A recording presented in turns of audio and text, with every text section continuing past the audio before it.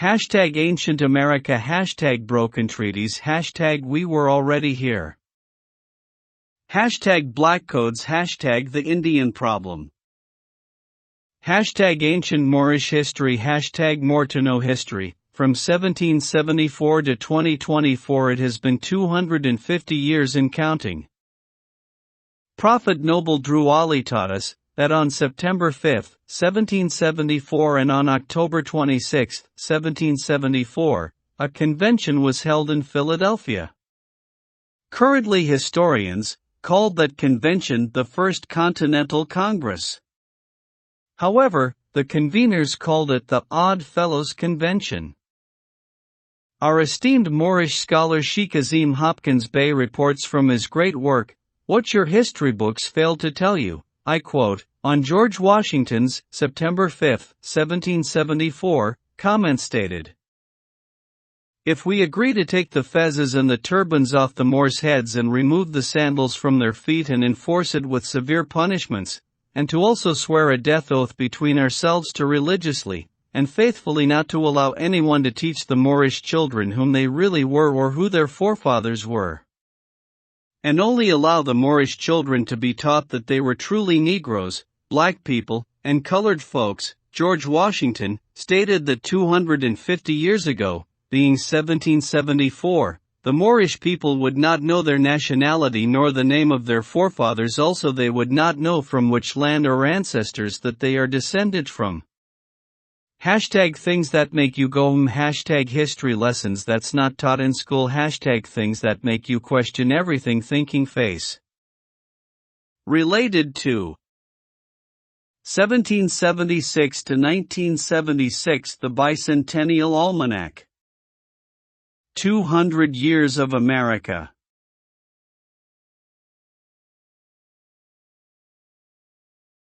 On March 5, 1770, English troops, provoked by boys in front of the Boston Custom House, fired on them and killed 5 persons.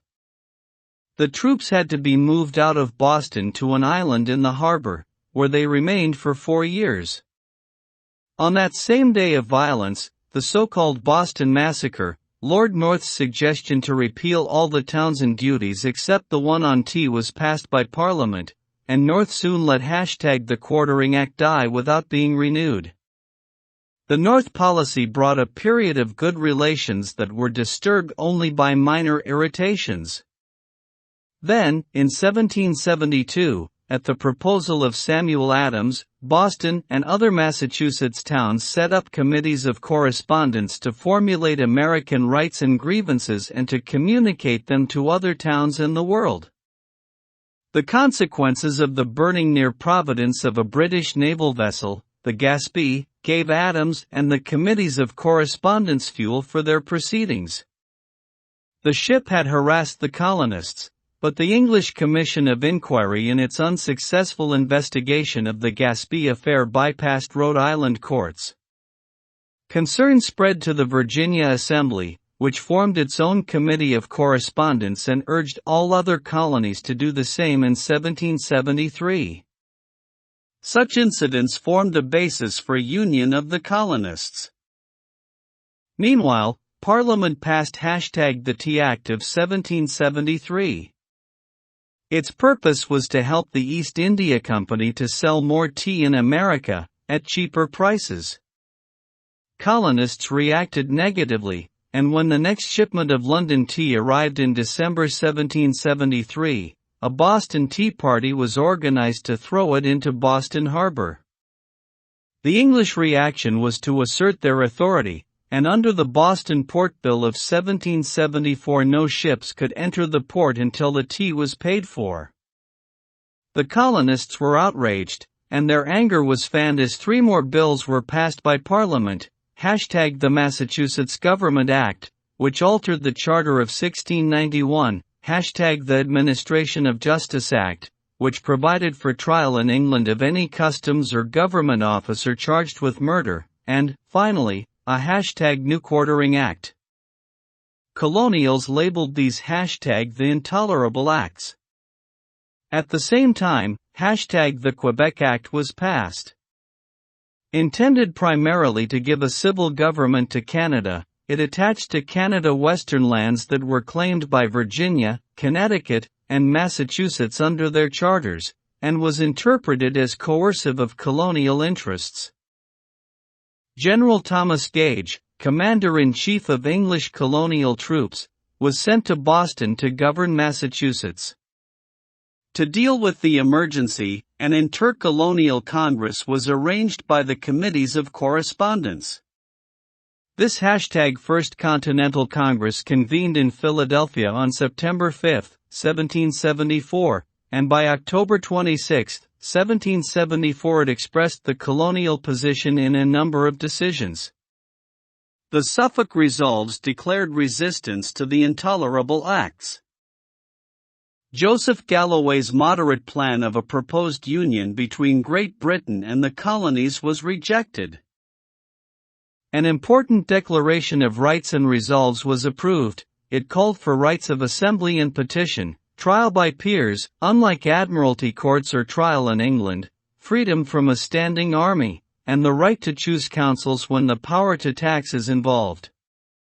It was resolved to form an association in each colony to oppose trade and consumption of British goods through non-importation and non-consumption agreements. Finally, it was decided to meet in Philadelphia again in May 1775 unless grievances were redressed. In February 1775, Lord North secures passage of a conciliatory measure. The colonists could tax themselves for costs of common defense. But England generally regards the colonies to be in a state of rebellion. General Gage sends word that the Massachusetts militia are gathering arms and ammunition, and he sends 700 men to Concord on April 18, 1775, on a mission to seize military stores there. Paul Revere, William Dawes, and Samuel Prescott ride out to warn the countryside that the British are coming. On April 19, 1775, the British kill 8 Minutemen at Lexington. Militiamen fire on the British troops on their way back to Boston. The city is brought under a siege by a force that grew to 16,000 militiamen. American assemblies begin to arm for a general war. By the time the Second Continental Congress gathers at Philadelphia on May 10, 1775, the delegates are committed to common action. They turn to problems of defense and create a Continental Army of 20,000 troops, with George Washington the unanimous choice for commander-in-chief. Each colony is urged to establish supplementary committees of safety. The Congress continues to petition the King to redress colonial grievances. On July 5, 1775, Congress adopts the Olive Branch Petition, written by John Dickinson, beseeching George II to end hostilities. The next day they adopt a declaration of the causes and necessities of taking up arms, by Dickinson and Thomas Jefferson, which does not demand independence, but claims that the colony's cause is just and their union perfect. It expresses their resolve to die freemen rather than slaves. This Congress sets the course of military action. Already, at Boston, on June 17, 1775, the British have won a hard-fought battle at Breed's Hill, later called Bunker Hill. It was a battle that showed how well the colonials could fight. In September, Congress sets up a committee to plan naval operations as well. On November 9, 1775, Congress learns that George III has refused the Olive Branch Petition and is sending 20,000 troops instead. There is no turning back. As the year 1775 draws to a close, the American colonies are in a state of active rebellion. The colonies have finally formed a confederation. Their delegates, meeting in Philadelphia as the Second Continental Congress, continue to deny any intention of separating from the English connection, although their expressions of loyalty to George Ely lack conviction. While offering their olive branch petition, they are busy organizing a defense of their liberties on the field of battle. They have chosen General George Washington to lead their armed forces, and he has taken command in the field, where the colonials are besieging Boston. Elsewhere, Colonel Ethan Allen has captured Fort Ticonderoga, General Richard Montgomery has taken Montreal and joined forces with Colonel Benedict Arnold, who has completed an arduous march through the Maine wilderness to the plain before Quebec. Throughout the colonies, sides are being taken and British intransigence is breeding American Revolution. The editor of Pennsylvania Magazine, Thomas Paine, is preparing for publication early in 1776 a pamphlet, Common Sense, to persuade the hesitant. Everything that is right or reasonable pleads for separation. Our present numbers are sufficient to repel the force of all the world. How has it happened that the far-flung, disunited, hitherto incompatible settlers in America, who came to these shores for a variety of reasons and who still cherish the traditions of their English homeland, have reached this mood of no return? Even a Franklin or Jefferson could not have foretold this climax to a history of a century and a half of settlement, this unanticipated birth of a new nation. #Psalme 3 #Confederacy #Komian Latuska Themoff from being Ganation #Things that make you think and question everything. #Paper Genocide #Landgrab #Landback. These are people also who were already civilized. They already had complex architecture skills. They had a written language, Phoenician. That's where phonics comes from. This is everything, like all of the languages are connected to Phoenician. And this is also why I wouldn't tell anyone who speaks English, who has an English name, that you have a slave name, right? Because English is connected to Phoenician. All of these languages are. It's almost like a root language. All right. So you have a seafaring culture that had several colonies in different parts of the world. Hano Bay. All right. And it says, by this I take claim.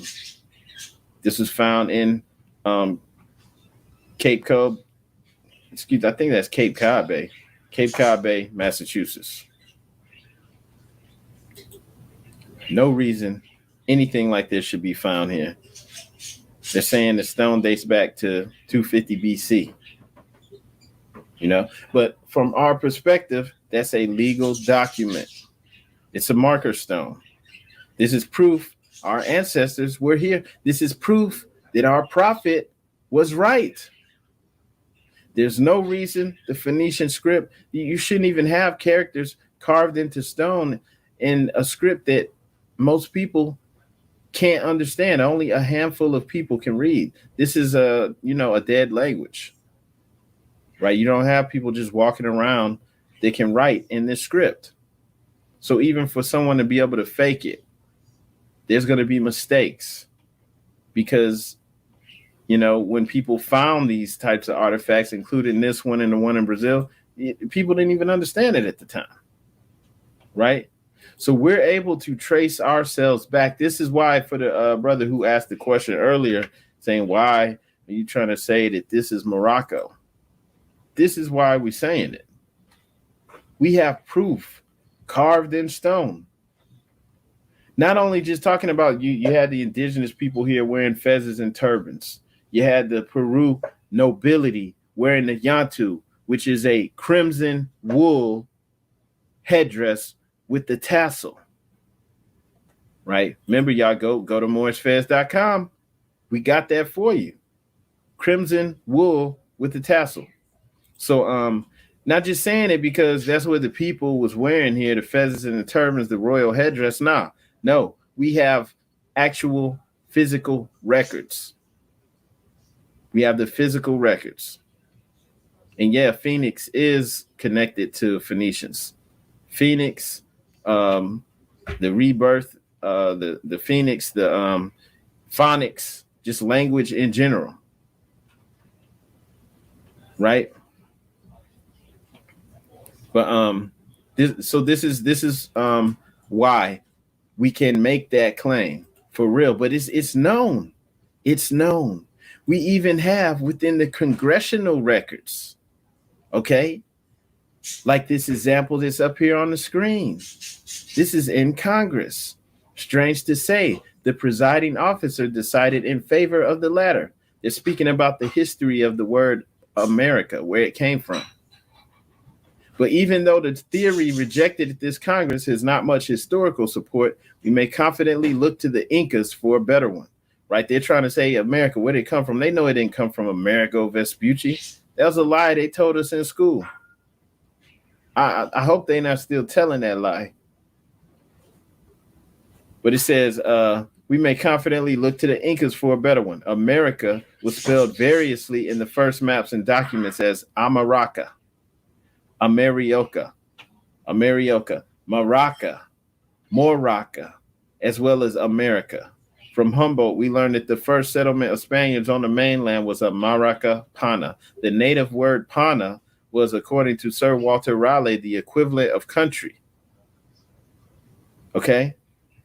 So he said, it says Herrera says that finally he arrived at a port where they saw a village on the shore called Maracaibo by the natives. So the indigenous people here, referring to the land as a whole as Maracaibo, Amaraca, Pana, Moraca, Maraca, Amaraca. What does that sound like to you? Amaraca, Moraca. This is Morocco. Not saying that that's not Morocco, just saying you going back thousands of years, it was understood by the people who lived here that this is Maraca, variations of it. Why? Because you have people living in different parts of the country. They had their own language. They had their own way of pronouncing it.